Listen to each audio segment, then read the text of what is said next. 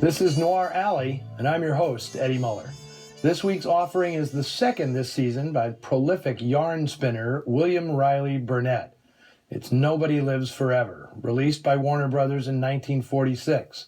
From the dawn of talking pictures, Burnett had the Midas touch, cranking out novels and stories that were essentially camera-ready, including such big hits as Little Caesar, Beast of the City, and Dark Command. His Western novel, St. Johnson, about the shootout at the OK Corral, would be adapted for the screen 3 times during the 1930s. A few weeks back, we showed High Sierra from 1941, another Burnett crime caper that became a landmark in Hollywood history. As I mentioned then, Burnett's wordsmithing made him a wealthy man during the Depression, but his high living, and a sideline breeding racing dogs, eventually bankrupted him by the start of the 40s. That's when Burnett hunkered down and really went to work, churning out novels, adapting other writers' books as screenplays, like Graham Greene's A Gun for Sale, and creating original treatments for movies. Sometimes he pulled off a spectacular parlay, as was the case with today's film.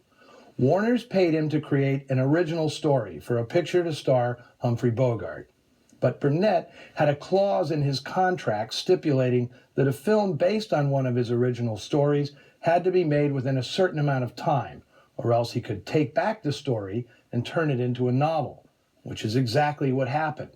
He then sold Nobody Lives Forever for serialization in Collier's magazine in 1943, and then sold it to Knopf for publication as a hardcover in 1945. Warner's then paid Burnett again for the rights to the novel, and then paid him yet again to write the screenplay. That's not a trifecta, it's the quinfecta. Now, this kind of savvy, orchestrated largely by his agent, H.N. Swanson, got Burnett back in the chips and allowed him to live a comfortable life to a ripe old age, writing all the way until his eyesight failed him in the last few years. When Nobody Lives Forever finally went before the cameras in 1944, Bogart was unavailable. Production was beginning on The Big Sleep. But his fill-in was no come-down. John Garfield was hot as a pistol when this film was released in 1946, because earlier that year, The Postman Always Rings Twice had hit theaters, and his steamy on-screen chemistry with Lana Turner created one of the big box office hits of the year. The sparks he gives off with co-star Geraldine Fitzgerald in this film aren't as intense, but that's mainly because Burnett wasn't the same kind of writer as James M. Cain. Burnett's forte was putting his characters under pressure, not throwing them into passionate clinches. The romance here is demure, even sweet, as Fitzgerald's wallflower character, a wealthy widow named Gladys Halverson, melts the hardened heart of Garfield's veteran grifter, whose cohorts want him to bilk her out of her fortune. That dame sure surprised me. She's a dish. You just don't figure a rich widow's gonna look like that. The noir vibe is supplied mainly by director Jean Negulesco and cameraman Arthur Edison.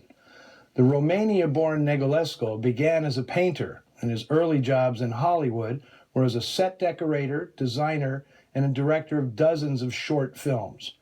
His breakthrough to features was scheduled to be The Maltese Falcon, but at the last minute, he was replaced by another up-and-comer making his directing debut, John Huston. Negulesco finally directed his first major feature in 1943, The Mask of Demetrius, in which he showed the flair for atmospheric art direction and mysterious mood that would become a stylistic trademark. After making Nobody Lives Forever, he'd immediately re-team with John Garfield and Joan Crawford for the noir-stained Humoresque, one of the most stylish musical melodramas ever made in Hollywood.